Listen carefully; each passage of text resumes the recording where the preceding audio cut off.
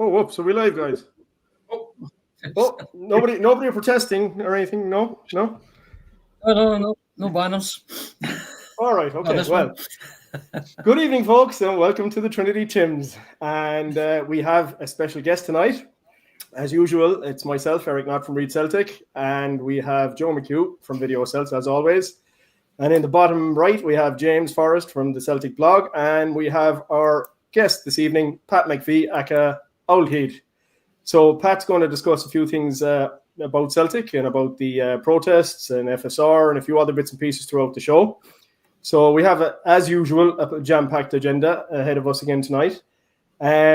So we had an interesting day yesterday up at Firhill. I think if we look at yesterday's protest in comparison to our protest in Kilmarnock, it was a hell of a lot more organised and a hell of a lot more impactful. However, there was a couple of guys in the stands who pretended they didn't see what was going on. Busy tapping away on their mobile phones, obviously texting each other. And, they didn't seem to notice what was going on across the pitch from them. So, that was a pretty interesting reaction to what happened. You would think that, these guys would stare down their aggressors if they felt they had nothing to hide. So it was definitely an interesting reaction, which we'll talk about throughout the show. The game itself, excellent from a Celtic point of view, no two ways about it. We definitely have a star player in Sebastian Tunekti. There's no doubting that. He's looking very, very strong on the left wing, taking players on, no fear. So for me, he's definitely out of all the transfers. Even like Nygren had a good start, but I think out of all the transfers that we've brought in, he was definitely the star guy, and he is going to, I'd say, set the left side of the field alight over the course of the coming season. I think Michael Stewart made a very good point. Michael Stewart's commentary at the game yesterday. Obviously, I was watching the game on Premier Sports, and Michael Stewart's commentary was excellent. And one point that he made, which was fantastic, was he said, when you consider that Sebastian Tunekti cost $5.5 million, you didn't break the bank. You can see you've got a quality player from Hammarby. He said that why could we not have had him in for the Kairak game? What was stopping us from having Sebastian Tunekti in for the Kairak game? So to be fair, it was a valid point, and his take on it was that if he had been in for that game, then he definitely would have done damage on the left wing. And there's no two ways about that, looking at the way he played yesterday. I mean, it was his second start, and he had a goal already. He has devastating pace. He has a good eye for a pass.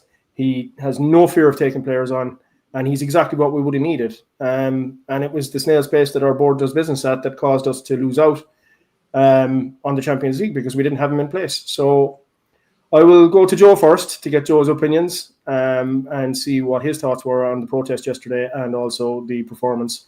Ultimately, a 4-0 win in the end. It was quite comfortable. Partick Thistle didn't put up much of a challenge to us, really. They started brightly, but it petered out very quickly. So, Joe, your thoughts on yesterday? Thank goodness for Michael Stewart. When you get balloons like Stephen Craigan and Emma Dodds asked Brendan Rodgers a question like, do you think a few wins will win the supporters round? I mean, these outsiders, legacy media, they haven't a clue. They think this is about results. This is a fan protest movement that it's slightly related to results, i.e. Kairat Almaty, but over the piece, it's not really to do with results. And that just screws them. They can't comprehend it. Michael Stewart was good. First 10 minutes of the match, he was explaining to Rory Hamilton. I mean, he's another balloon that would just be telling you about football results and the supporters are unhappy. Well, Celtic have lost one domestic goal in 7 matches this season. They've lost 1 goal in 9 matches because they never lost any over 210 minutes to Kairat. So, thank goodness for Michael Stewart. I thought the protest was absolutely fantastic. The Jackie Husband stand at Firhill is the perfect theatre if you want to protest. So that was an unobstructed stand. I think it holds about 5,000-6,000 folk. It was a nice, bright, sunny day. And despite our text-talking executives playing at Candy Crush because they knew that there was a protest going on, the protest came over brilliantly. And it was even quite clever in that they delayed the start, and it didn't take very long. Unlike the Union Bears, when they interrupted things after 5 minutes, it was about a 1 minute delay to the start of the match, and that further emphasised the point. So, well played to the Celtic fans collective. They're a hell of a lot more efficient than the PR company and whatever messaging is coming out of Celtic PLC, and that's volunteers. But the thing is, they guys are interested. They guys are emotionally invested. It's not a job. Nicholson and Mikhail went home last night, throwing their phones in the corner, had a moan, and then got on with their life. Whereas the guys involved in the Celtic fans collective, they're planning their next move. So it was a great impression they made at Firhill, and it'll be interesting what they have lined up for Celtic Park on Saturday. And hopefully there's plenty of protests in the main stand around them, and it's not just looked on as being some Bolshie mob in the corner, the young team. But everything about the collective is impressive. Their comments, their communications are bang on. So fair play to them, and well done the team. They beat Partick Thistle 4-0, as you would expect.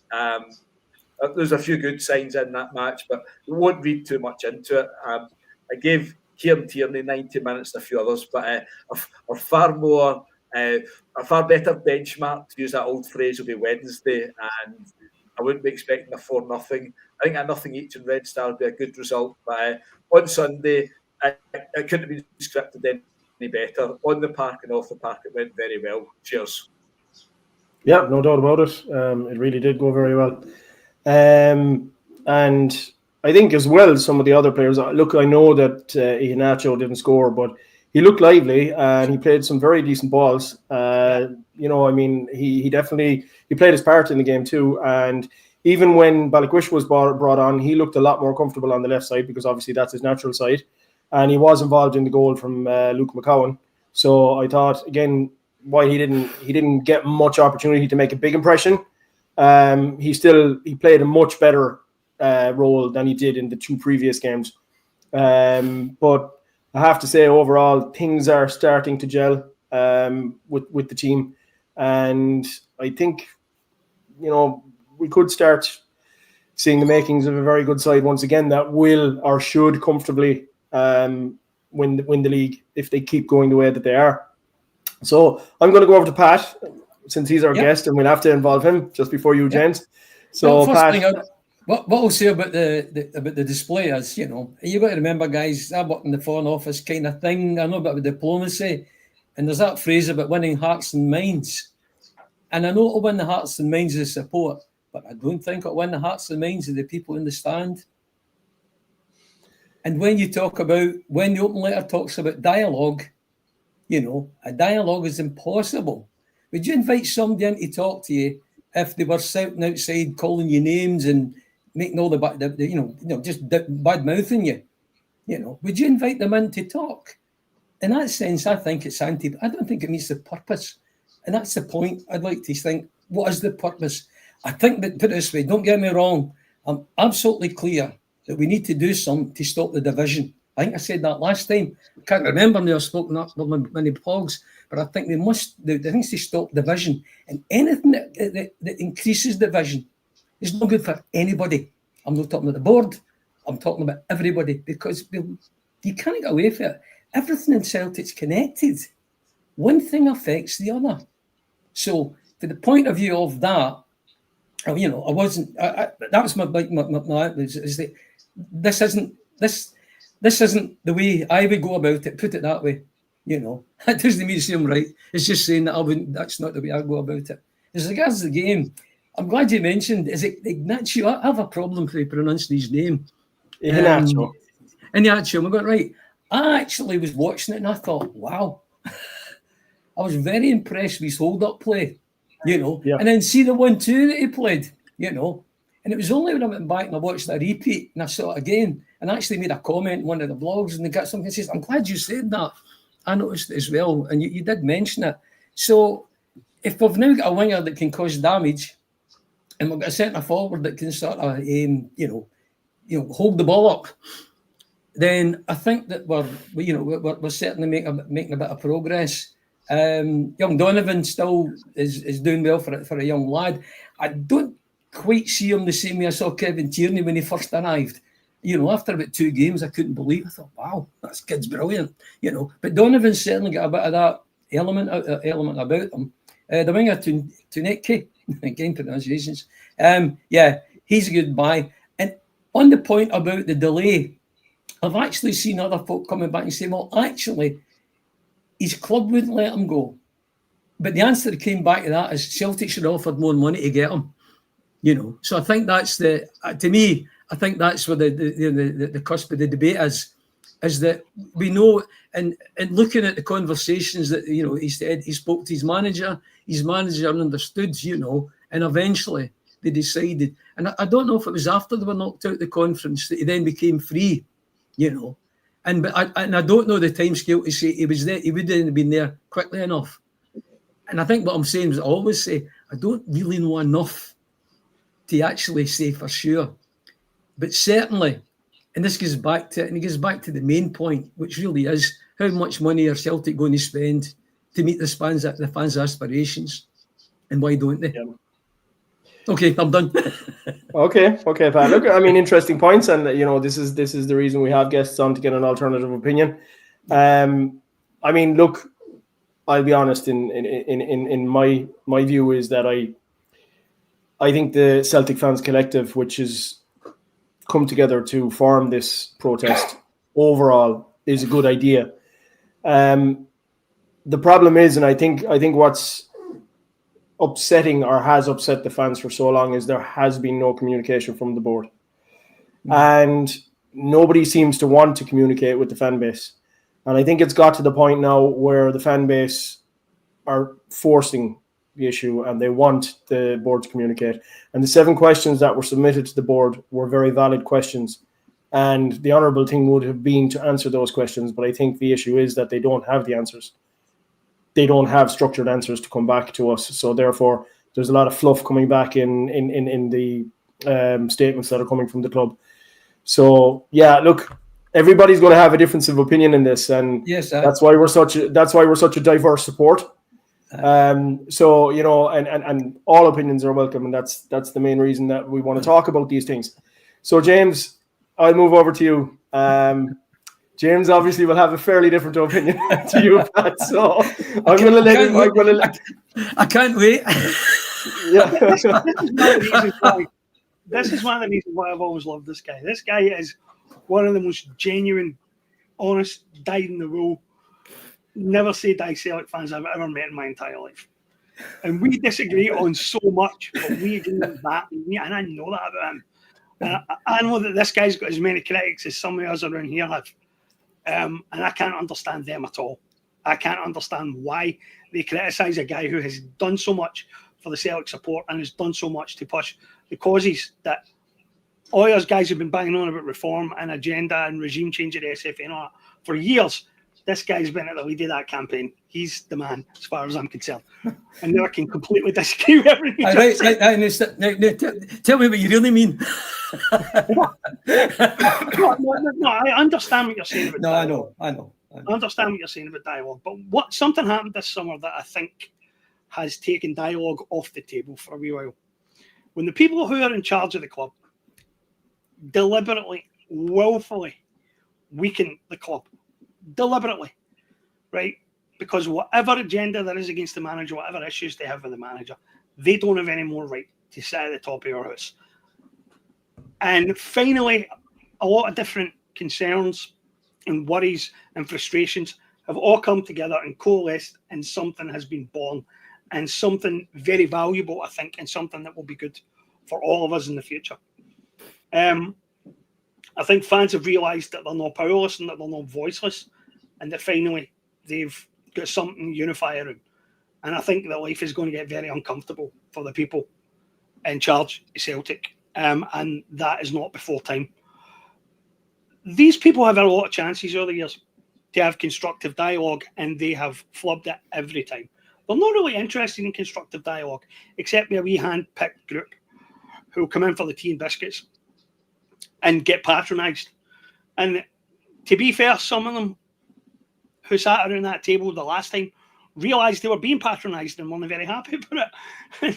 Made a very big deal about some of the nonsense that they heard around that table the last time. But James, sorry to say, that wasn't dialogue. Dialogue's a two-way process. No, that wasn't dialogue. Dialogue's a two-way process. Both sides listen to the other. I know that's what I'm saying to you. That's my point. There is no dialogue. Yeah, we agree. Does not communicate with facts in any meaningful way.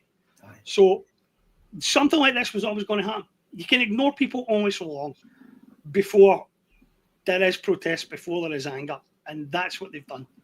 And we're in a place now where dialogue in the short term is not possible.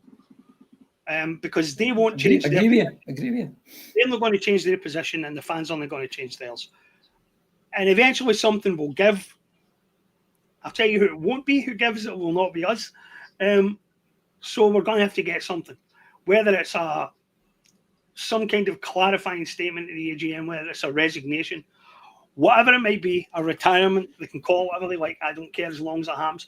They're going to have to move towards the fans a few steps before any kind of dialogue can even start.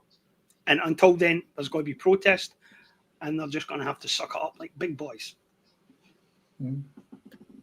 Actually, the way I'm looking at this actually is that I actually think there's an awakening taking place. I hope so. On both sides. Because I think, the one thing, Joe, I know you laugh, but the people that run Celtic aren't stupid, They know which side their bread's buttered. If they cut you guys off, there's no Celtic. So they're going to have to look at themselves. And that's going to take a while to happen because there's no quick fix to this. No, there is not. There isn't a quick fix. And what they have to do is to try to find, is that enough? I don't know what I said, but there needs to be some trust building steps taking place. I would love that to come for Celtic because it would tell me that they are waking up, but I haven't seen any sign of it, So, but getting back to the point about the protest and the rest of it, I just think that they are an awakening. And that can be difficult for people. Suddenly to realise that, oh, wait a minute, the ball game's changed and have to come to sort of terms with that. So I think my point is we need to take advantage of the fact that folk have woken up to, put it this way, I woke up to years ago running Res 12 because I could see what was going on, So it wasn't a surprise to me. And that thing I had about a house divided, I saw it coming years ago. And that's what's driving me, is to stop the division, harming everybody, because division harms everybody. Because what will happen if we don't get it right? We'll end up going to war with each other. Much division except between us and them right now. Aye. And I know there seems to be a general outbreak of unity for the first time that I can ever remember. And everybody putting aside egos and grievances and beefs and arguments to all work in the same side. It's tremendous. It's one of the most encouraging things about this. And it gives a real shot in the arm, mate, to some of the ideas you've been talking about over the years. And that was dialogue. That was dialogue, James. What you were witnessing there, right? To me, that's true dialogue. Because everybody was sitting around the table prepared to listen to the views of everybody else and then come to a consensus. That's dialogue. And that's what we need to achieve. It's some way or other. I don't know how, but we need to achieve that. If we want to be going and enjoying Celtic and talk about the football and not talk about all the stuff that's going on, that would be, to me, I would die happy if I saw everybody dancing together. Not with the same people. I wouldn't actually go that far. No, and I don't even mean us. I'm talking about the board individuals. But I do think an opportunity is here. I think both sides only. Well, I certainly think the support's woken up. I think the board are probably woken up as well. I hope so, and something positive will come out of that. So. There's a diplomatic answer, if you like. But I always like to be balanced in things and how I see things. That's it. That's fair enough, Pat. And it's it's exactly what we need on the show as well to open up the discussion, the dialogue, and these kinds of things. But I think a lot of people are starting to see that there is, as some have said, an awakening. And you see, the problem was, I think, up to a point, there was too many factions within the fan base that weren't kind of willing to pull together. And what I feel has happened now with the Celtic fans collective is that is bringing the whole fan base together. It's unified the whole fan base together. And what you have now is you have a situation where you have the fan base more united than I feel it's been in a long, long time. And then added to that, you have huge support for the manager and the team. And what it has done is it has isolated the board members, and it goes back to the point of what you said. They have to react at some point. They can't keep ignoring this in the hopes that it will go away, because it isn't going away. It's just going to get bigger and bigger. And that's the issue. They need to face up to this. They need to, as you've said, start dialogue. They need to communicate, and it has to be a two-way thing. And they have to start listening to what the fan base want. But I think the biggest concern here is these guys are not capable of taking Celtic forward any longer. And I think that's the big issue. You've just set a thought going in my head, and I need to get it out before I forget, because at that age I start to do that. And what was the point I was going to make? You were I was talking about the board. Listen, James, believe you me, believe where I'm at the moment. I'm going even further from it. You were talking there about the board taking steps. I've got it now. Is what I think would help is the board just coming out with a simple statement saying, "We hear you. Yeah, we hear you. It's going to take us 3, 4, 5 months to get this sorted out." And what I would also do is to say, and I would actually invite some of you guys in, and just get them to talk, and talk, man, one to one to them as right people. What? Right now. I mean, I'm not going in, not with my record. But but you see, I'm getting at. If they just come out and said, "We hear you," give us a bit of time. And Joe Shakespeare said, because Joe doesn't trust, you've got to end up trusting at some point. Otherwise, you're just going to keep going down the same road and in the same circles, And I've actually come up. How can you trust them after what they've done to you? Because I treat people as human beings, as people that make mistakes. You think they made mistakes? No, I've come to put it this way. Listen, you don't want to go where that goes. I take experiences. My old man used to say to me, and he was right, never trust anybody because you'll always be disappointed. And it's one bit of his advice I've never really taken, because I've always thought maybe if I trust somebody, something different will happen. And if it turns out that they don't meet the trust, then I just think, okay, we know what can I do next? But but put it this way, I trusted my own ability to handle things. I trusted myself to think, I think I'm doing the right thing. And I bet you if you were talking to folk on the other side, they would think they're doing the right thing as well, because everybody does. We don't do the wrong things, deliberate. We tell ourselves what we're doing is the right thing. And I've done plenty of things in my life that I thought was the right thing to do, only to discover I was kidding myself on. So I think it's do the right thing, but also be conscious of that you might not be doing the right thing. Well, that's the kind of realization I think some of these people make. Yeah, yes, that's exactly it.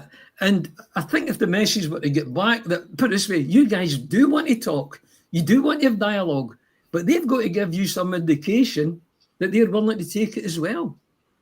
And I think that's where we have to start building bridges, in some way or other.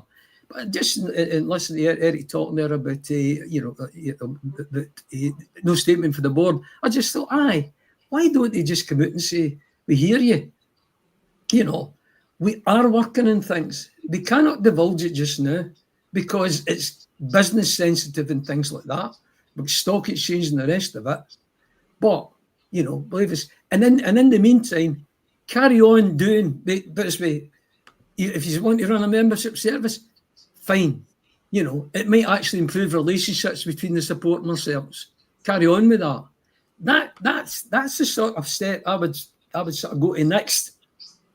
Is having got the attention and waking everybody up and say to them, "Hey guys, come on, this is where we're going to go."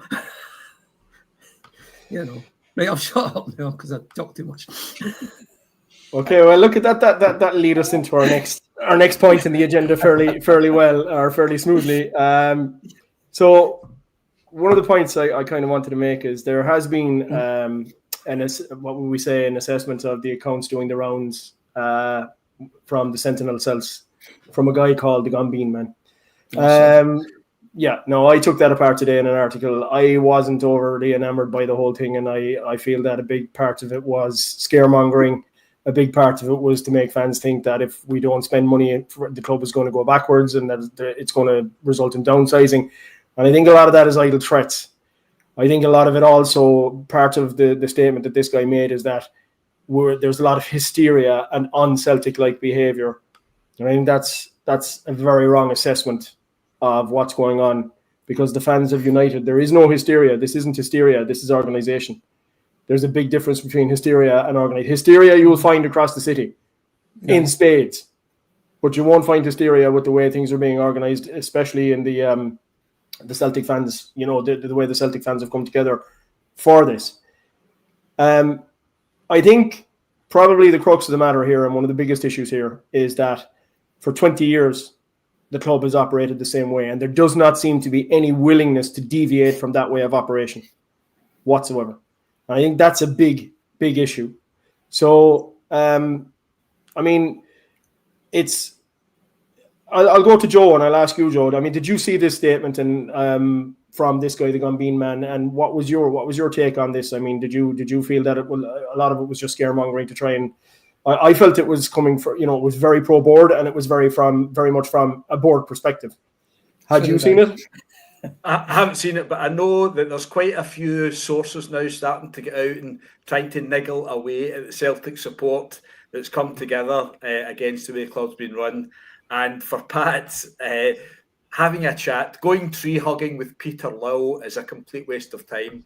The man treats the Celtic support with absolute contempt, and that's why he's got his two stooges sitting in there as CEO and Chief Financial Officer. He can't stand the Celtic support. So if you think that you can go tree hugging, tea and biscuits, we'll sort it out. And we hear Joe, you. can I just say, how stupid do you think I am? How stupid do you think I am? I'm not asking anybody to tree hug Peter Lawwell. It's pedrophobia, I call that. Right? Lawwell's not, if you like, Lawwell's part of the problem. The problem is the policy and how it's executed, which Lawwell has done badly. But the key thing is not the individuals, it's the policy. If the policy's unsound, let's change it, which is what Eric was talking about. But let's find out why the policy is what it is before we go on, we go on the line a bit. That one of the things that really, you can tell my anger on it about Lawwell getting back. I was like, this is just going to make the job of Healing Division fucking a chasm. It was, I think, did I say it here last week? I can't remember. I said it was one of the silliest decisions I think that Dermot Desmond made. And I'm actually thinking, see, God help me, see if Peter Lawwell passed away, there'd still be some supporters that said he's behind it. His ghost is hanging around about Parkhead, So, Joe, I'm sorry, I apologise for losing the ride, because it's not really you. I think that Peter Lawwell's role has prevented looking at what the real problem is. Would you not say, Pat, that he's an extremely divisive figure? Oh, absolutely. That's what I'm saying. When I saw he was coming back, and I was getting Phil McGillivray, I was getting assurances from Phil that no way was he coming back. He had a contact in Dublin, and no way was he coming back. And I just couldn't see any circumstances under which Dermot Desmond would reappoint him. And I still don't know why. And nobody does, because we don't know if it was to look after the remaining child abuse cases. We don't know if it's because of his contacts with UEFA. We just don't know why. What good are his contacts with UEFA to us at the moment? Well, no, but try to work back. Unless he was put back to keep an eye on the policy. And don't forget, this policy isn't Peter Lawwell's policy, it's the board's policy. The policy was formed about 2008 between Brian Quinn and Dermot Desmond. Peter Lawwell was introduced to execute it. That means carry it out. So if you want to know whether really solve our problems, look at the policy, look at the justification for it, and then decide, and then look at how well it's been executed. I think with everybody else, it's clearly been executed badly, in the sense that we are where we are. It's clearly outdated as well. And part of that as well, I think, is down to lack of communication, which everybody agrees on is poor. I think if we had better communications, a lot of what we're witnessing wouldn't have happened. So to me, as you can tell, it's a correct point with me. I know Peter Law is a big betting wire, whatever it is to the support, but to me, it just stops people looking at what's really happening. See, to fix a problem, you know what the problem is, right? So let me ask you a straight question. He's only part of the problem. He's only part of the problem. Well, let me ask you the problem. A straight question, Pat. Okay. Yeah. Would Celtic be a better place with or without him? Oh, absolutely. I can't wait till the day goes, because then people will start looking at the policy. Right, but if he's the guy who's driving the policy, there doesn't seem to be anybody else in the club who seems to know how to change the policy. No, that's two different aspects. I think changing the policy is not Peter Lawwell's role. He's only one of the number of the members of the board, which takes us back to the other point. They do need a clear out. There's no doubt about it. They need a clear out, But it's how we bring about that clear out. And you're not going to get a clear out by telling people that they're a shower or whatever they are. You've got to sort of have something to put in their place that they'd be happy to leave behind them. And that's where we should be. To me, that's where what the aim should be, is to actually say, okay, once we've got them out, because questions that have been seen asked as people are saying, okay, we get rid of them. Who's going to take their place? But it's a valid question, It is a valid question, Pat, but there seems to be this impression out there at the moment, okay, that there is nobody capable of taking their place or doing a better job. Now, the UK is a big place. Scotland's a big country. There are many qualified people who could do this job. I mean, there was one extremely qualified guy in Dominic Mackay who was capable of doing the job. And obviously he was far too forward thinking for the board. And that's why he lost his job or he left. So, I don't subscribe to the opinion that there isn't anybody else who can do the job. How do the clubs that rotate their CEOs and rotate their chairmen and so on and so forth after a period of 6, 7, 8 years, how do they do it? Why can't we do it? Because it's the way Celtic do things. It's the old, and that's the problem. And exactly because they don't go outside. It's they promote inside, they promote, if you like, their countrymen. I'm not getting, Dermot is appointed. Martin O'Neill, Irish background. Brendan Rodgers, Irish background. They don't know enough. But when you say about who they put in their place, did you watch the Axom interview with, was it Paul, what was his second name? Is it Paul Smith? I just looked it up a minute ago. You should watch that, because that guy used to work inside with Celtic. And when I was listening to him, I'm only halfway through, I thought to myself, that bloke knows what the problems are. And he picks up on stuff that I've noticed for being inside Celtic during the rest 12 days and that, about capacity. The capacity to actually do what needs to be done. And the capacity, I mean the right number of people, and the right number of people with job roles to actually deliver it. There was none of that. It was all left to Peter Lawwell. So that needs a total change. It shouldn't be, and it shouldn't have been one man. But what I observed when I was there was, this isn't how I would run the place. And what I would do, and I said it before, I would, charge you're a programmer, you go and program, I can't program to save my life, COBOL stuff like that. You can operate a computer, fine, you can do that. So you find the people with the right skill sets to meet the objectives of the policy, which is formed by the strategy, which is a result of the vision, which is a result of knowing the purpose. So what you're saying, Pat, effectively is nepotism doesn't work in the policy. Yeah, that's one way of putting it. That's a bloody good way of putting it, Eric. Thank you. Yeah. Oh shit. Okay, well, you're okay, James. You've been a bit quiet there. You need to have a viewpoint on this, and then we need to move on to the James. FSR I'm going to shut up now. Sorry, James. No, all good. somebody mentioned them. I think people are waiting on the historical analogy here tonight. Yes, the imperial families in Rome ruled absolutely. And the guy who posted there is right. Dictators don't give up their power. And the problem is that when you talk about the policy and you talk about Peter Law as being separate, you are being slightly naive, perhaps, because sometimes the man is the policy. And that's certainly how it has worked in dictatorships and one-man shows for time immemorial. You talk about a system at Celtic Park where he did everything. Maybe that's because he insisted on micromanaging every single decision and did not want anyone in any position of authority at Celtic Park who either questioned him or defied him. And the problem that we have right now is in no small part because very few of our fans differentiate the policy from the person. And that was the risk we took when we brought him back, and it's one of the reasons we never should have done it. Who brought him back?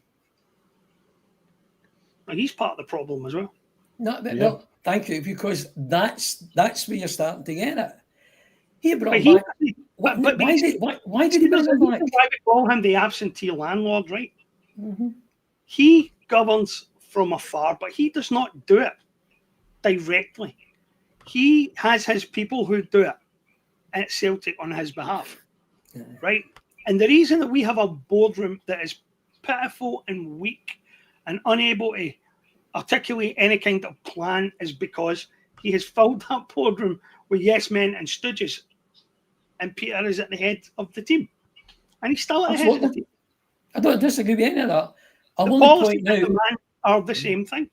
But don't forget, Brian Quinn and Desmond got together and decided that Celtic couldn't go and spend the money they were spending, having got to Seville, because they got to £6 million of debt, and they wanted to change it. They got rid of Martin O'Neill, they brought Gordon Strachan in.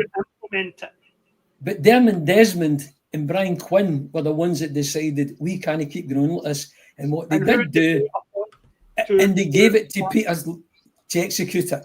And he's executed it. Financially, he's executed it brilliantly. But in football support terms, financially. Look, financially, you cannot argue, right? You cannot argue that he's not kept Celtic in the game, right? You can't argue that Celtic in the game without Peter Law. Any competent chief executive could have done what Peter Law's done. I'm not saying they couldn't. I'm just saying that. Would you call it? Look, I'm not going to turn this into a defending Peter Lawwell thing, because I've got no reason to defend Peter Lawwell. Absolutely none. The mistake that Dermot Desmond made was leaving the run into Peter Lawwell and playing golf. And Peter Lawwell has been doing it ever since. But Dermot Desmond says, this is how I want you to run it. That's what's the thing. He's the one who said, this is how I want it to run. I want it to run sustainably. Other people take the policy. Which is to run sustainably. One person runs it the way he wants to run it. Do you not think that's what the policy is, to run Celtic sustainably? Well, the man's a policy. The man dictates the policy. The policy and the man are inseparable from each other. No, he executes the policy, and he's doing it badly. There's a very valid point there from Kevin Gallagher. Dermot Desmond does not own the club, and he shouldn't act like he owns the club. He's the major shareholder, but he does not own the club. He does. That's what he does, act as if he owns the club. Yeah, and that's the problem. Yes, he acts like he owns the club, and that's the problem. Yeah. So I need to take this call, guys. Excuse me. This is a phone call I've been waiting all day for. Jump back on when you're finished. Hello. Okay, Joe. Hello there, Dr. Scalacci. That's Peter. Tell myself hi. I'm fine. So we'll let Joe have an opinion on this anyway. That was a bit of an interesting debate there. I think it's hard to judge whether Pat likes or dislikes Peter Lawwell. I don't know which it is. So, Joe, what's your opinion on the state of affairs and what Pat has had to say? First of all, I don't butt in and interrupt people the way he does. But I'm not suggesting, okay, don't go tree hugging with Peter Lill. Have tea and biscuits with him, like the Celtic Fans Forum, like Joe O'Rourke going along every couple of months, getting his tummy tickled, told what a great Celtic man he is. And the Celtic Trust, I think they've got meetings with him and nothing comes of it. So anyone try to have a dialogue with a guy that's been in charge of the football club for best part of 22 years, from chief executive on 285,000 to chief executive on £3.5 million. Everyone at the club has been appointed by him or appointed by someone that he appointed. So, it is. Policy is the man. And again, Pat was involved with Resolution 12. Lowell spun them along for years and years. Yeah, we're going after the SFA. Yeah, give us a smoking gun. Give us this, give us that. I think we can all join the dots now. And Resolution 12 was something that Celtic Football Club under Peter Lill had no interest in whatsoever. They weren't interested in fair play. They weren't interested in a level playing field in Scottish football. They weren't interested in financial fair play, football sustainability. All they want is 4 matches a season. They're good business partners from Ibrox. So, but I'm surprised at Pat, but each to their own. They're all entitled to their opinion. I'll not butt in and speak over anyone. But anyone thinking that you can have any meaningful dialogue with Peter Lill and he'll say, yes, we hear you, you're kidding yourself on. There is no way that Celtic will be progressing the way that the North Curve statement and those 7 key questions, they're not going to be answered meaningfully with the same people in charge. The guy's been there since October 2003, and we've won 1 UEFA knockout match since then. So Pat can come back in and ramble away, but it's nonsense most of the stuff. And on the UEFA thing, he's a big hitter in UEFA. He's an absolute entity in UEFA, and he is nothing in UEFA. He's a committee member on the European Club Association. There are 24 committee members in the European Club Association. There's over 400 clubs in the European Club Association, including Hamilton Accies, Spartans, Montrose Women's. And if you want to know how big a hitter he is in UEFA, there's 6 English clubs in the Champions League this season, and the champions of Scotland and many other countries had to go through qualifying. So if that's Big Peter throwing his weight about because he's a big hitter in Europe, just as well as he's not taking a back seat because his impact on UEFA is non-existent. Okay. So lads, I think like our first subject there has taken us. Yeah, our first subject there. Well, good. Can we go to the membership scheme? Yeah, we need to discuss FSR and also the membership scheme. So, Pat, if you want to give us a bit of insight into what your idea for the membership scheme is, fire away.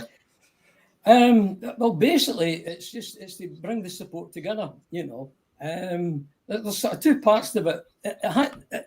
It's a supporter thing, and it's totally supporter funded. It's totally independent of Celtic.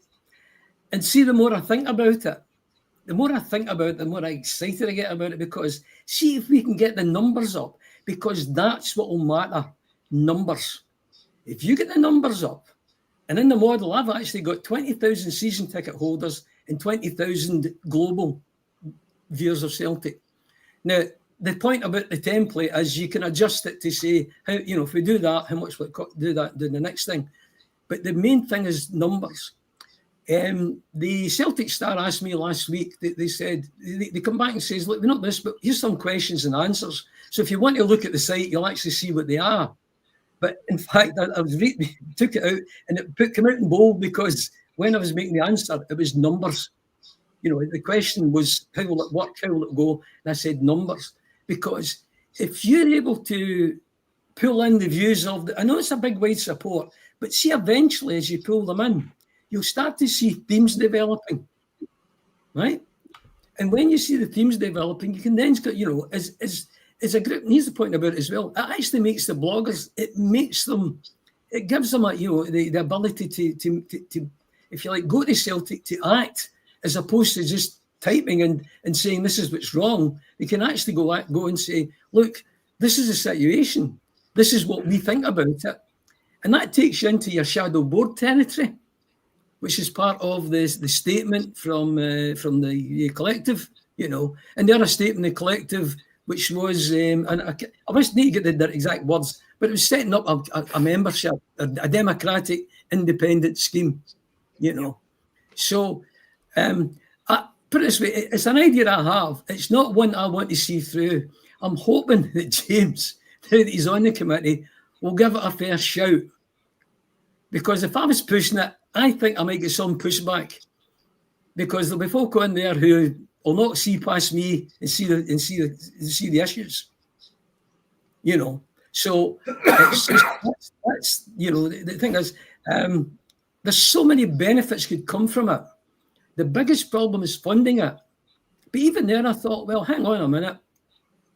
If somebody come back and says that we want to do this, what you do, I would say the first thing to do is to get crowdfunding to get what I used to do was called a feasibility study.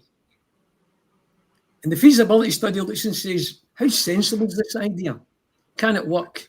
They would do things like doing surveys and go out to folk and say, look, if we provided you with the service, would you be willing to buy into it? This is what we would do. That would be the first step in that process, you know.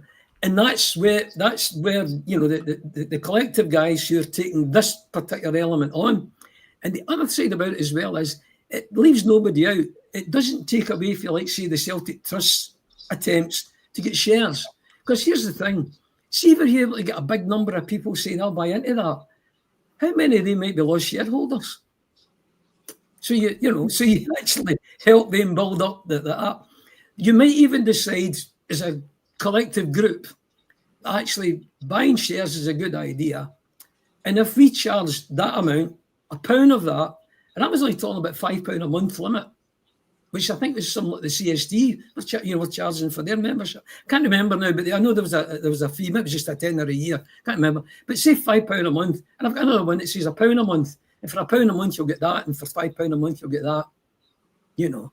Part of that is having legal representation, because one of the things I said is, and I found this for Res 12, there's nothing like opening doors than getting a letter in. It's got a law companies at the top of it. My clients, the Celtic Collective, have asked me to raise this issue on their behalf. And the other side of it is, and you know, Joe, you can laugh about this one, but you could actually go direct to the police and say, we represent 40,000 or 20,000 Celtic supporters that were kettled last week. We would like to know why you did what you did, under what instructions. You don't have to wait for Celtic to do it. There it is. Right? You know, you bypass that. You take responsibility for it. You know, but you actually become, so at the end of the day, it was one of the things, again, I learned a long time ago. A resolution that was put up, Celtic ran me it because they're able to go to the SFA and say, look, this isn't us that's making the complaints. It was a bit, believe it or not, accountability and transparency. So you have an idea who wrote it, right? So, but they went to this, what did James? It says, and we want the video review panel changed. And that happened, right? You know, but it's like that. But what was interesting for that was, Celtic went to the SFA, and Joe Ruck was involved with me in this, by the way, so it wasn't just myself, right? Yeah, Joe involved it, and Jeanette Finlay was involved as well. You know, all the guys were all sort of, at the time, this is 2011, Joe, different time, right? Part of that. But what I recognise for that is that when Lobby went, they were able to say to the SFA, this isn't us that's making the dance, this is our supporters. If you don't answer their quest, we're the ones that's going to get it in the neck. So you better do something. So independence, you know. I mean, am I on a soapbox selling this here? Because that's what it feels like. But I think actually that needs to be done. It's an idea that needs to be sold. And if it's feasible, and to find if it's feasible, crowdfund, find out how much a feasibility study would cost. You know, there must be enough contacts within the Celtic family to give you an idea where to go to get that. And they come back and say, well, it'll cost you 10, 20, whatever it is. I don't know. And then put that on. And then when that comes back, that informs the next steps for the collective to take. And that's the point. That's not an immediate fix. And this is what I was saying. You're not going to get an immediate fix. You're not going to get, put it this way, I think you will see resignations at the AGM.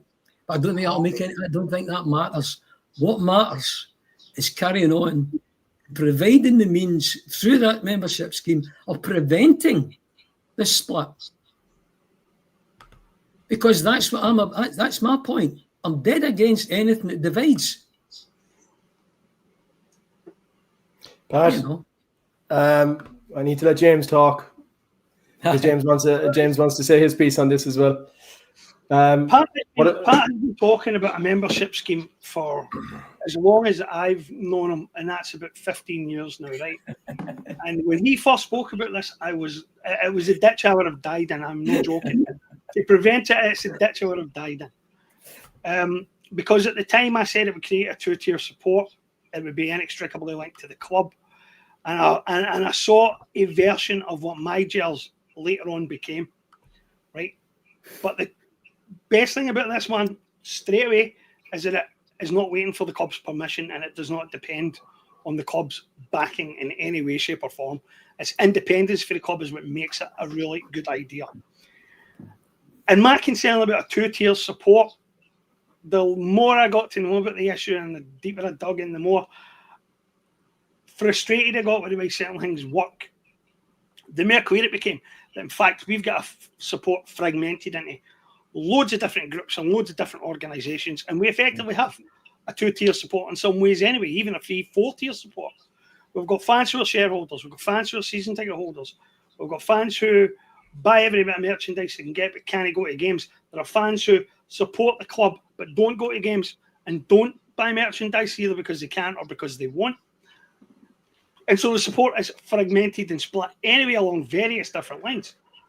And what a membership scheme does at this point is it lets every single person who wants to make a contribution and who wants to be part of a coherent, unified voice get on that ladder, whether they're a fan who doesn't go, whether they're a fan who goes every week, whether they're a shareholder, whether they're a season ticket holder, whatever it is. And it gives everybody an equal say. And that actually is about as far from creating a two-tier system as you'll get, and I love it. And I would wholeheartedly support it. And what I love about the way the collective is working so far is that finally it's got all the people who can make that happen in the same room, and it's got them thinking seriously about what that would look like. And I think it's an idea whose time has come, and it's overdue. Can I say two things, James? Right, it's a membership service. It's no scheme. We've talked about it for a while. Aye. No, so, and the other side I was going to say is, in fact, it was a lot of your objections that made me rethink. And at a light bulb moment when I went, hang on a minute, we don't go to Celtic with this. Yeah, no. We go to support. So you actually were responsible in some ways for me looking at it in a different direction, you know. And that's what happens when you listen to people. You hear things, oh, I never thought of that. And you think, oh, wait a minute, there's another way, you know. So it's a membership service. And the other point about that is because it's a service, you can actually tell if it's working or not. Because that's how you need some paid employees. You need somebody to be responsible for delivering the service, you know. And I've shoved costs for that into the template as well. But as I said, the first thing would be a feasibility study, then get a costing, and then once you've got, you know, if you like, I kind of thought a credible. Once you've got, you know, a credible idea of what you can actually do, it's then a matter of how can we get the money to pay the folk. And if you get an estimate of how many people are going to join a £5 a month, you know, you think, well, hang on a minute, I can do that, I can do that, I can do that. You can buy shares if people say that's a good idea. And it brings everybody together, which is my aim in life. I know, Don bloody Quixote. No, it's an excellent idea, and it's something that has to come out of this. Some kind of permanent fan body has to come out of this, and I like the fact that it's being talked about seriously when people are seriously pursuing it. And I think that will definitely happen. Whatever else happens, that definitely will. Okay, we'll move on to the next subject on our agenda. I think we've talked a fair bit about the membership scheme. So I want to look across the city and the game on Saturday. We all knew that the neck was in a noose for the manager at Ibrox. There's definitely no two ways about that. If he lost the game against Hibs, Russell Martin was gone. Or so many people believed anyway. But what I want to get Joe's opinion on what he thought of the protest to try and get rid of, to push getting rid of Patrick Stewart and Russell Martin, because in comparison to what we displayed at Firhill yesterday, I think the protest at Ibrox on Saturday was pretty shambolic. So Joe, what was your opinion on things at Ibrox? And obviously, we've all been told Nico Raskin being back has saved the day, and that Russell Martin should have played him all along. But in terms of the protest that they put out there, what was your opinion on that? I was delighted. I thought it was fantastic. It was good to see the true bear show themselves up. That's exactly how they are. So we've got lots of people that try and dress it up as some sort of nice club and passionate and this, that, and the next thing. They're pretty similar to the right-wing mob that were in Glasgow city centre on Saturday, outside Buchanan Galleries. They're drawn from the same DNA pool, and for reasons known only to Michael Nicholson and Peter Lill, Celtic are always trying to cuddle up with them, whether it's the Sydney Super Cup or other scams that they come up with. But it was great to see the fans really express themselves. The video coverage outside was fantastic. The levels of hatred was out of this world. I mean, there's a chant about Russell Martin, why don't you go home? I'm not quite sure where home's meant to be. So it was great to see them in all their glory, and then to contrast it the next day with reasoned arguments from Celtic supporters holding up posters, and some elderly people might not like some of the chants from the Celtic support, but the main chant to come out from Sunday was all Celtic fans against the board, and that's perfectly civilised, perfectly reasonable, and it goes back to a previous campaign. So the contrast was stark. Those animals, they were baying dogs, and it was great that they were outside the dressing room windows. That Russell's certainly a tree hugger. Peter Lill might not be a tree hugger. Russell likes tree hugging. He likes yoga. He likes going wild swimming, all that sort of stuff. So he found out, he already knows, he's quite happy. He knows what that fan base is like. He knows what their supporters are like. And the players, so some of them couldn't care less, but any player in that dressing room that's wanting to understand a little bit about the culture they've got themselves into, then that was naked hatred. And it was a great contrast. That mob going crazy on Saturday, and the specific issues getting raised by the Celtic support in a sensible way. And as I said, that chant, all Celtic fans against the board, compare that to what was going on at Ibrox on Saturday. So that's my tuppence worth from that mob. And how about you, James? What was your view on all happenings Ibrox way on Saturday? Well, I read two separate columns today, which have brought home to me that a penny's dropping in the media. Bill Leckie talked about it being, let me see if I get this right. I want to get the quote right, because I thought the quote was interesting. Tedious, ugly, and classless. But that was in relation to the two demonstrations, not just theirs. And when I read that headline on the BBC gossip column, I thought for a minute, tedious, ugly, and classless. He's caught a glimpse of himself in the mirror, hasn't he? But apparently not. No. He was just talking about fans. And what was clear about his column, and what was later clear reading Jackson's column, is it's clicked for these people finally that this is getting really dangerous and this is getting really heavy. And they're scared because they've spent weeks and maybe even months stoking this fire, and now it's out of control. and they're scared about what might happen.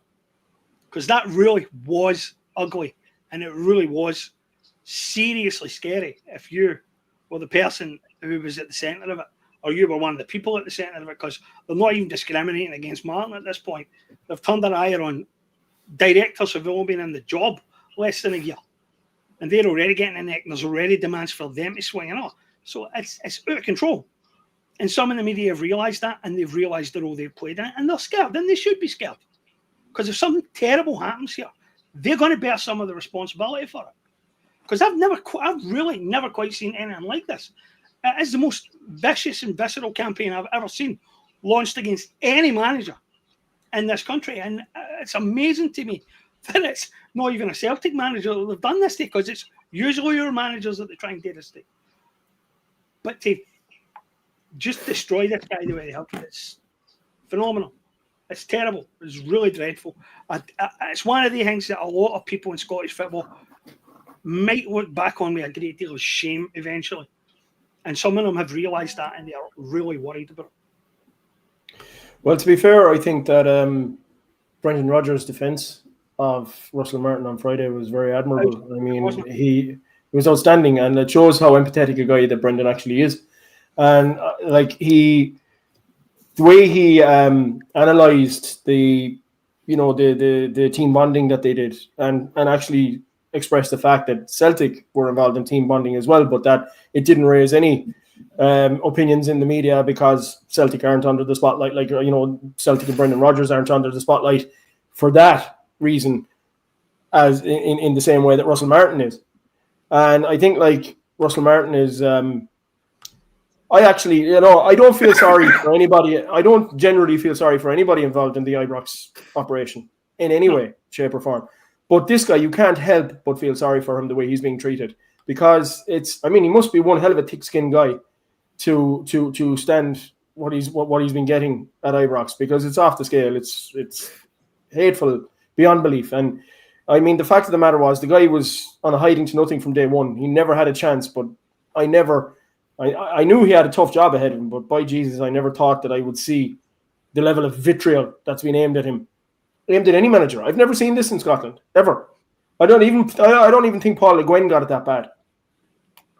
No. So I think and this constant attacking and sniping from the sidelines from Barry Ferguson and Neil McCann and Billy Dodds and all these guys. I mean, I was reading Keith Jackson's opinion today on the whole situation. Keith Jackson just tried to say that Nico Raskin's goal was out of Barry Ferguson's playbook. That was pathetic.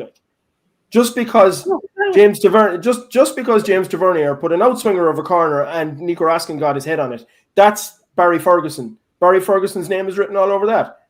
So, Barry Ferguson is an expert because he told James Tavernier to put an outswinging corner on top of Nico Raskin's head. I mean, it's pathetic, to read this shit. And it is shit. And I'm not going to, sugarcoat it in any way, shape, or form. And the coordinated attack, and I wrote an article on it last week, Barry Ferguson is probably orchestrating all of this in the Daily Record offices. It's obscene. Yeah, it's obscene.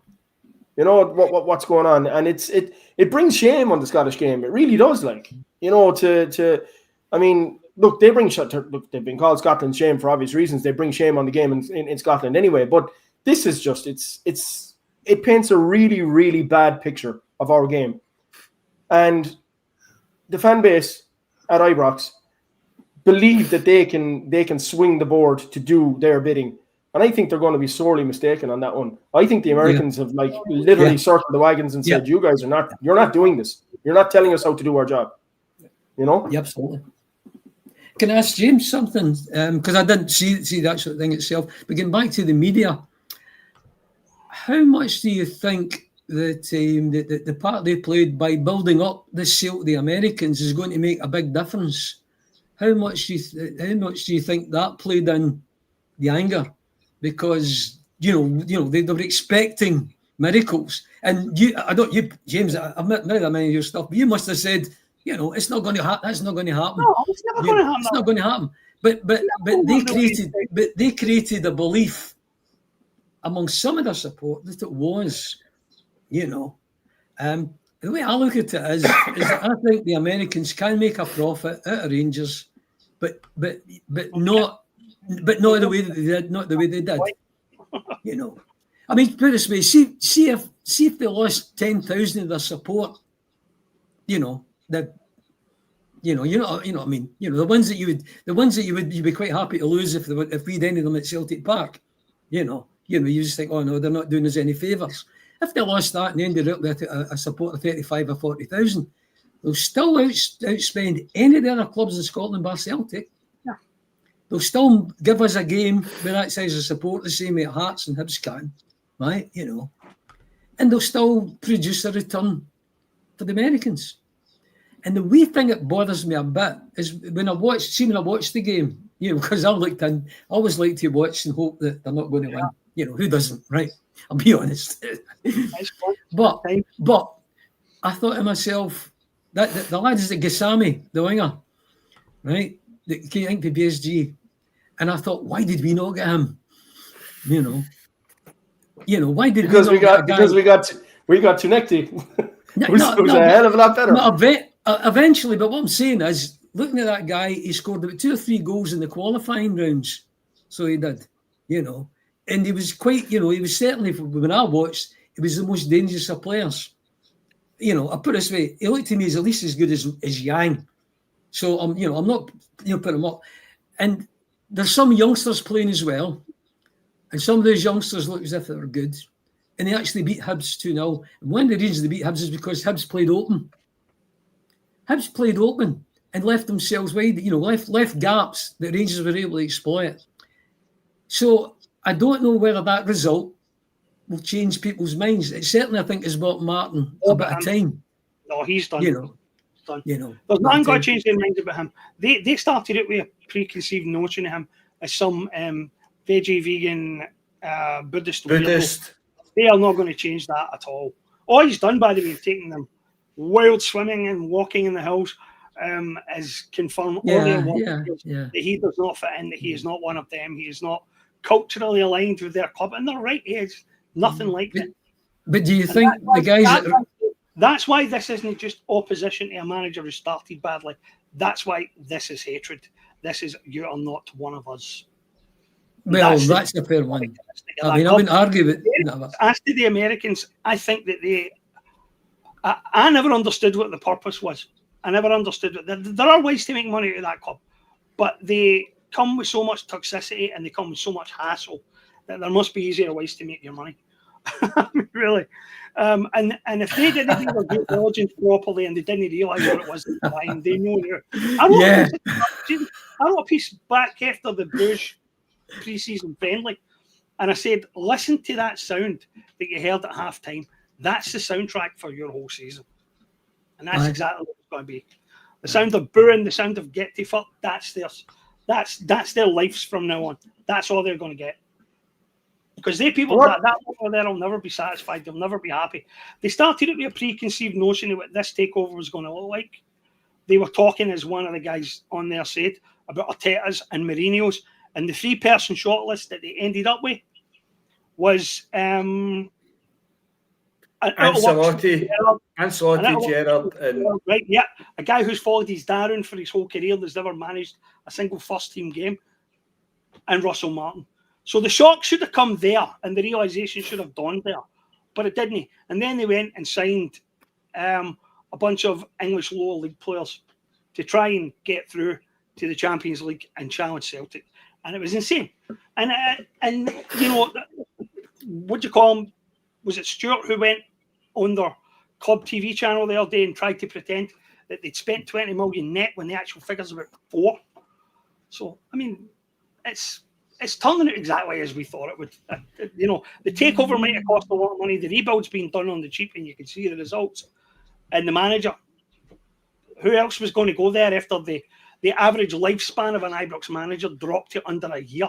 And now they're going to drop this one to under 6 months. It's incredible. Do you think Barry Ferguson coming back would make all the difference? No. Barry Ferguson thinks coming back makes all the difference. That's one of the reasons why this guy's been getting it in the neck since the day he got the job. Because Barry Ferguson and his wee buddies in the media are all like, oh, you could have done it better, Barry. So would you say they're deluded? I better look at Bob. That's what he's got. James, would you say they're deluded? They've always been deluded. They've always been deluded. They've spent every waking moment of their life still deluded. They live in a permanent fantasy. I'm writing about this just now.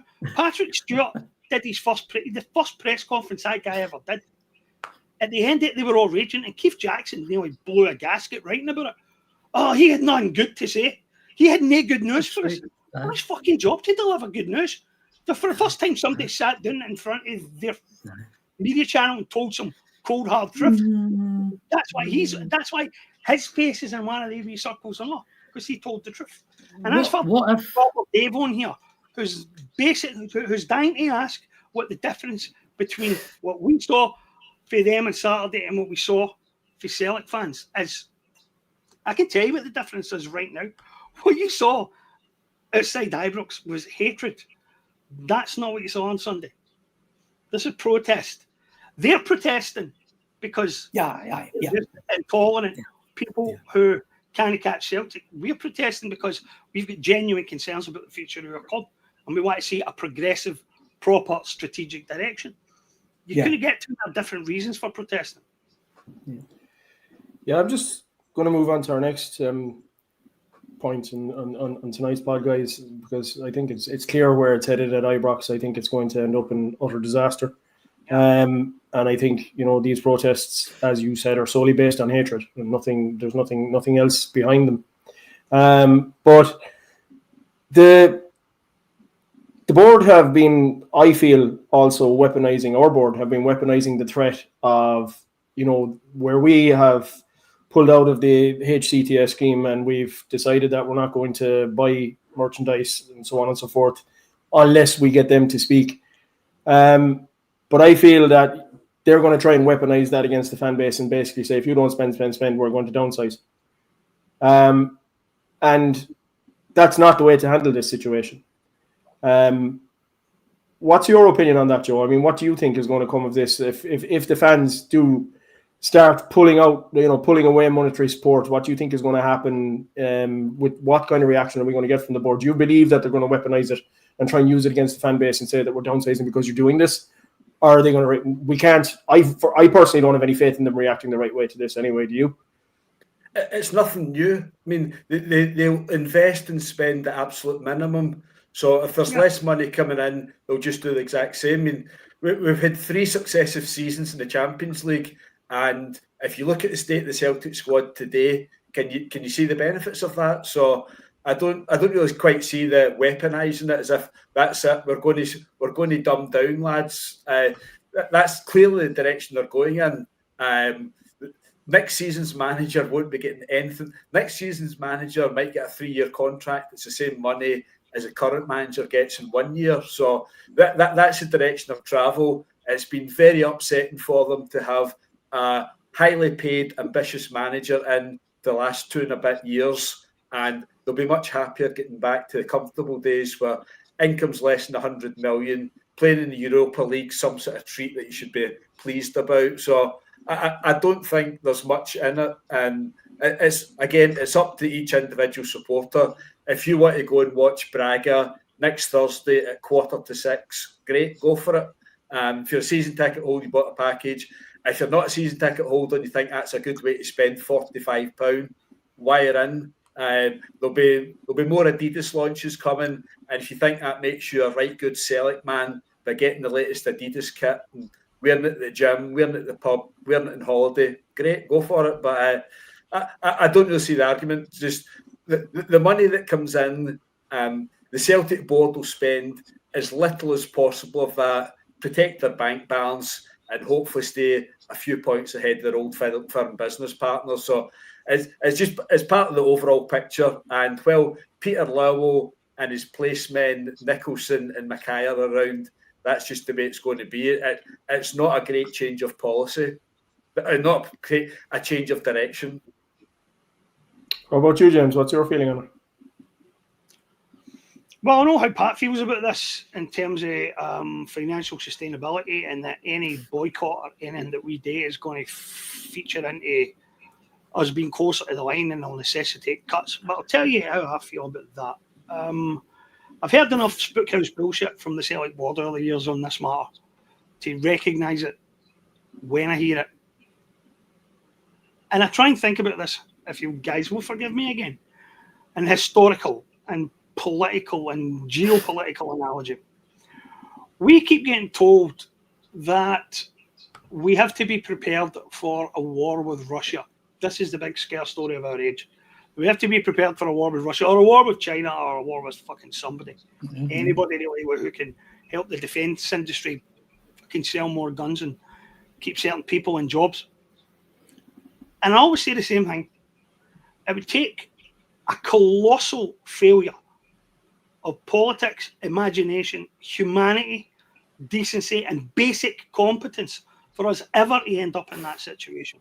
I mean, you're talking about multiple failures on multiple levels of governance and everything for us to end up in a place where we're at war again with somebody in a major way. And I feel exactly the same about this. They can scare us with this all they like, right? But it will take multiple levels of failure on their part before that happens. Multiple levels of failure. Failure to engage, failure to discuss, failure to be reasonable, failure to show ambition, and failure perhaps even to step aside, right? And if they can show some flex in some of those areas, it will never come to that. It will never come to the point where there'll be a wholesale boycott of the home cup ticket scheme or a withdrawal from it. It will never come to the stage where Celtic Park will be 3/4 empty if they behave responsibly and reasonably. And they don't. Their fans have no other choice. It will take a spectacular failure on their part for any of that ever to come about. And it's up to them what happens. They can't hold the fans responsible for a downsizing that they themselves have brought on and that they themselves will enact. That's the truth of it. They will have to fail even more massively than they've already failed for that to happen. Can I put my view on that?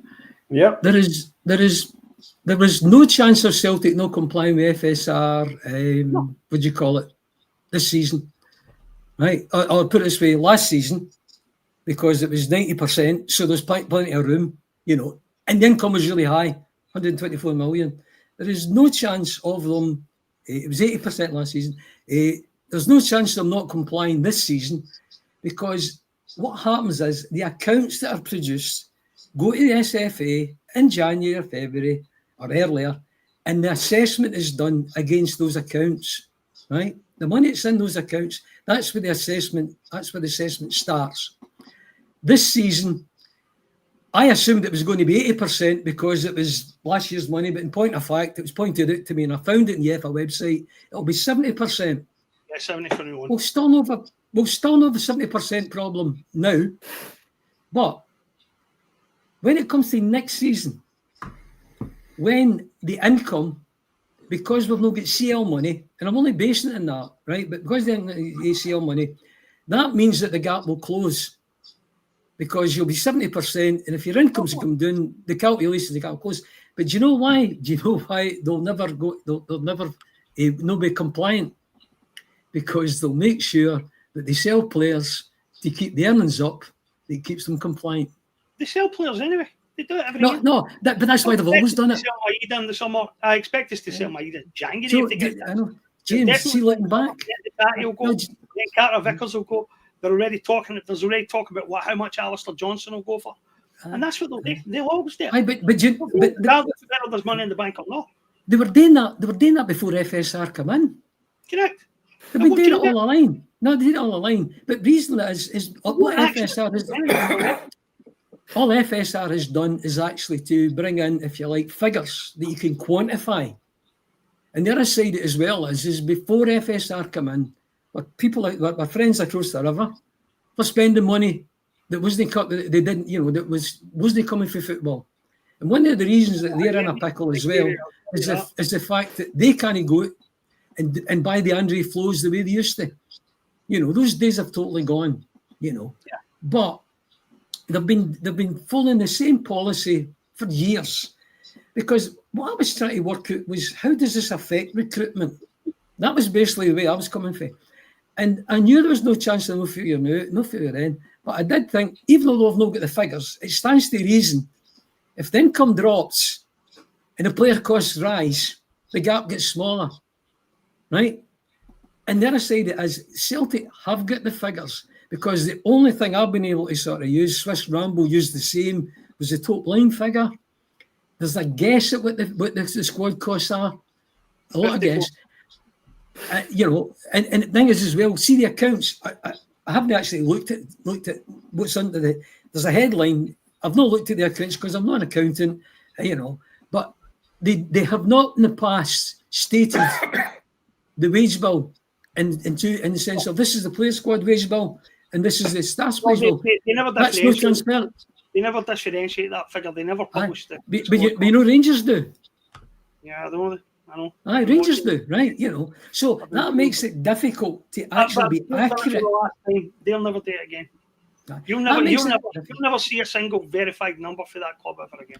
No. Well, I think there's a point there, but I disagree with him is there is a degree of transparency, and if it's a shareholder, I'd be putting a question in. Is there's a facility to do it. Why do Rangers let us know the difference, and why don't you? What's the commercial and confidence aspect that they're not bothered about that you are? That we're close to violating the FSR line. That's why they don't disclose it. They don't want to disclose it. They don't want to show how far away we are from it. I know. Okay, guys, we've got a bit over time. We've got a bit over time. I'll let you shoot anyway, guys. Okay. No worries, Pat. All right, thanks for coming on. Bye-bye. Okay, guys, back to the three of us. We'll finish it up with the Red Star Belgrade game on Wednesday night and predictions. I'm personally holding out for a 0-0 draw. I think that will probably be reasonable. How about you, Joe? What's your opinion? What do you think we're going to do in Belgrade on Wednesday night? It's a match that doesn't really mean very much. No. From what I've gathered, they've won 7 out of 7 domestic matches. I would think they'll win 2-0. There's not you don't go from playing Kilmarnock and Partick Thistle to dealing with a competent. I think they're the champions. They dropped at the Champions League qualifiers, so they'll be quite up for it. They'll be motivated. We're on a slide. We're on the way down. It's not as if this is a club on the up that can look and aspire to go far in the Europa League. So I would expect Celtic to lose 2-0, and the Europa League's a distraction. The main thing this season is to get the league won. We're going to lose our manager, and then we'll see what the mayhem comes in the summer. Okay, how about you, James? I'm with you on this. I cannot think of a European game in recent history that I care less about. I've got to be honest, and I hate saying it. I'm all man's way over there, and I would. And if Paulina wasn't coming on Wednesday, I would be over there as well. Just because I love the experience of going to European away games, but I cannot get up for this at all. I cannot find any motivation for it whatsoever. I don't think I'll even go to the Supporters Club for it. There are a lot of our fans who've said for a few years that they would have loved, that they think that we're a Europa League level team, and that we would do very well in the Europa League, and they would, and they've kind of cursed the fact that we've not had a chance to play against some of the teams in that tournament, and we've been fighting it out with the big guns. And while I understand the sentiment, I disagree with it. We look like a Europa League team this year, and we look like a really poor Europa League team this year. There's still too many holes in the squad for me, and there are still too many areas where we're nowhere near as good as we would have been even 12 months ago. You put that team 12 months ago in the Europa League, and we would have done things. We'd have walked to this game tomorrow. But one of the reasons why I can't get up for it is that we're not even close to being as good a side. Yeah, and I don't expect any big miracle to be worked here at all. I think the board has done a tremendous job. If the tremendous job they were trying to do was to hamstring the manager as much as possible, they've certainly done well there. Yeah. Well, look, that brings us to a close tonight, guys. It's been an interesting show. A different show, we put it that way. Pat liked to talk, that's for sure. So, but we will reconvene next week. And as usual, we've had 250 on the live show again tonight. So strong presence on the live show. It looks like we amused quite a few of our commenters, that's for sure. There was healthy debate, I suppose you could say. So we've had some fantastic response over the last few weeks or so. We've got an awful lot of more people who have subscribed, which has been brilliant. So we'd like to keep that going. We're pushing for the 2K mark. That's the next benchmark. So hopefully we'll get over the line there and get ourselves up to 2K and push on from there. So I'll leave you go for tonight, lads. Thanks a million for the contribution. And once again, thanks to Pat, even though he's gone, for coming on the show. And we will talk to you guys next week. Enjoy. Talk to you then.